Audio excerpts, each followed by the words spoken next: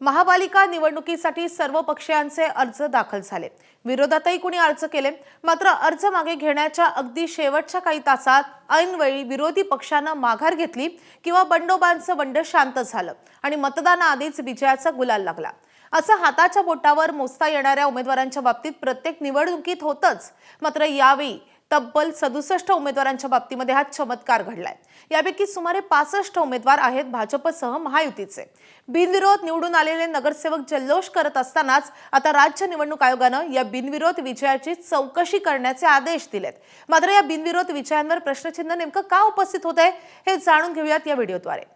Party with difference म्हणणाऱ्या सत्ताधारी भाजपनं बिनविरोध विजयामध्ये बाजी मारली।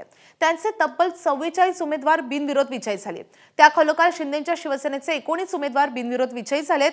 सगळ्यात महत्त्वाचं म्हणजे भाजपचे प्रदेशाध्यक्ष रवींद्र चव्हाण यांच्या कल्याण डोंबिवलीमध्ये भाजपचे सर्वात जास्त 14 उमेदवार बिनविरोध विजयी झालेत। महायुतीच्या उमेदवारांनी बिनविरोध विजयी होण्याचा सपाटाच लावलेला असताना महाविकास आघाडीतील तिन्ही घटक पक्षातील एकही उमेदवार बिनविरोध विजयी झालेला नाहीये। आता विरोधी पक्ष आक्रमक झालेत आणि या बिनविरोध विजयाच्या ट्रेंडवर त्यांनी काही गंभीर सवाल उपस्थित केलेले आहेत। संजय राऊतांनी याविषयी निवडणूक आयोग आणि सरकारवर घणाघात केलाय। देशाच्याच काय जगाच्या इतिहासात इतके उमेदवार बिनविरोध निवडून आले नाहीत। साम दाम दंड भेद वापरून बिनविरोध निवडून आणण्याचा ट्रेंड सुरू झालाय। बिनविरोध निवडून येण्यासाठी 5 कोटी रुपये देण्यात आलेत। उमेदवारांच्या घरी 5 कोटीच्या बॅगा घरपोच केल्या आणि उमेदवारांचे डोळे फाटले आणि त्यांनी जाऊन अर्ज मागे घेतले। निवडणूक आयोगाला 3 वाजताची वेळ संपल्यावरही अगदी रात्रीही अर्ज मागे घेण्याचे आदेश दिले गेल्याचा आरोप संजय राऊतांनी केलाय। अंबादास दानवेंनी या ट्रेंडवर घणाघाती असे आरोप केलेत। छत्रपती संभाजीनगरमध्ये उमेदवारी अर्ज मागे घ्यायला उमेदवारांना क्लास 1 अधिकाराचा फोन आला।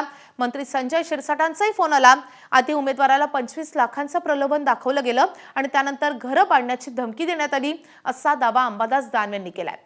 महायुतीचे उमेदवार कसे बिनविरोध निवडून येतात अशी शंका काँग्रेसच्या सतेज पाटलांनी उपस्थित केली आहे। ठाण्यातही उमेदवारांना अर्ज मागे घेण्यासाठी आमिष दाखवली गेली, धमकावण्यात आलं, असा आरोप मनसेचे नेते अविनाश जाधव यांनी केलेला आहे। बिनविरोध विजयावर नोंदवल्या गेलेल्या विविध आक्षेपांनंतर आता राज्य निवडणूक आयोगानं जोपर्यंत अहवाल येत नाही तोपर्यंत बिनविरोध निवडीचा निकाल जाहीर केला जाणार नाही असं जाहीर करून टाकलंय। आयोगाच्या चौकशीमध्ये याचं सत्य समोर येईल अशी अपेक्षा व्यक्त करूयात। मात्र एवढ्या मोठ्या संख्येनं उमेदवार बिनविरोध निवडून येणं म्हणजे मतदारांना मतदानाचा मूलभूत अधिकारापासूनच वंचित ठेवणं नाही का? बिनविरोध विजयाच्या या नव्या ट्रेंडबाबत तुम्हाला नेमकं काय वाटतं हे कमेंट करून नक्की सांगा आणि अशाच महत्त्वाच्या व्हिडिओसाठी पाहत राहा एबीपी माझा।